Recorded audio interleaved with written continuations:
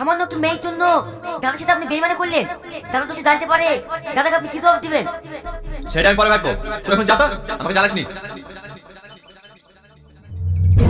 চম্পা দাঁড়া। কেন রে? ওই দেখছি গুন্ডারি যে আমার আব্বাকে মারতে গেছিল। তাতে কি হয়েছে? ওইসব গুন্ডা দেখে ভয় পেতে হবে নাকি? চ।